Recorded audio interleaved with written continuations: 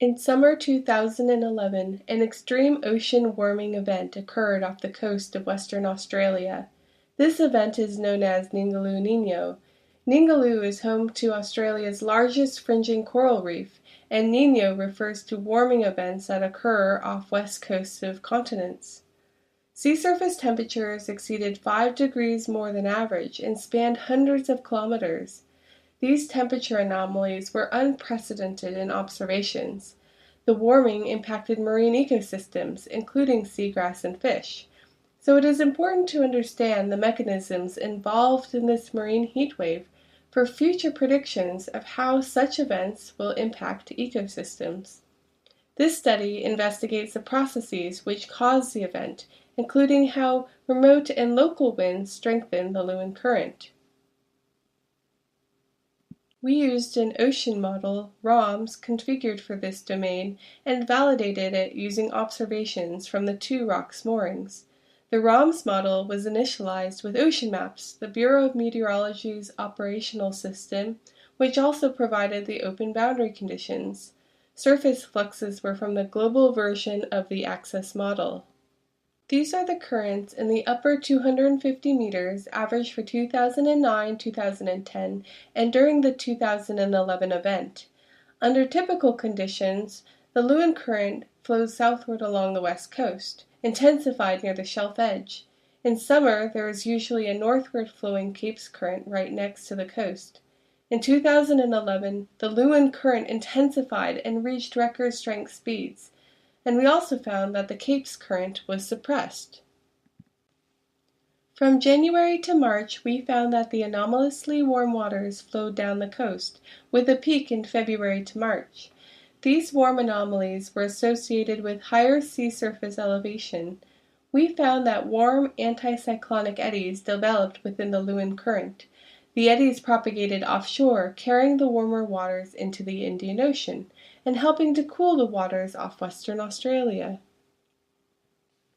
Here, seasonal warming tends to peak between March and April, and the Liejun current is usually weaker during the summer and stronger in autumn.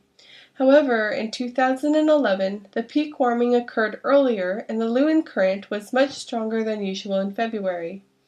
We found that the warming was surface intensified over the upper 60 meters. So we used a temperature budget to understand what processes cause the warming. Temperature changes can be from advection, caused by the Liejun current carrying warm tropical water to the south, or changes can be from the air-sea heat flux, in which the atmosphere causes the ocean to warm.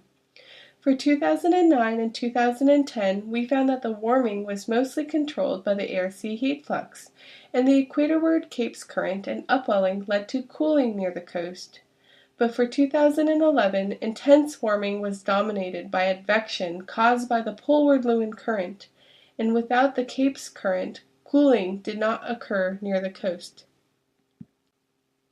So why was the Liejun current so intense?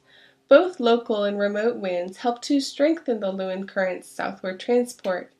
Local winds usually oppose the Liejun current and are stronger in summer. For February 2011, the typical southerly winds were much weaker than normal, so this allowed the Liejun current to intensify southward. Remote winds also played a role.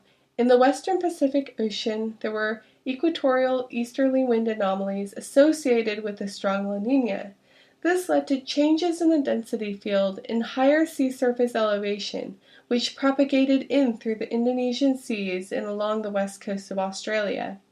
This mechanism also strengthened the Liejun current. In conclusion, for the 2011 Ningaloo Niño, the strong Liejun current caused 2/3 of the warming, and air-sea heat flux caused the other 1/3. During the event, we found warm anticyclonic eddies develop. They broke away from the current, carrying warm water westward.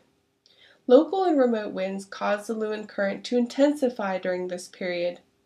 Finally, the Capes current was suppressed during this event. Usually it flows northward in summer and is associated with upwelling, but during the marine heat wave, warming occurred all along the coast.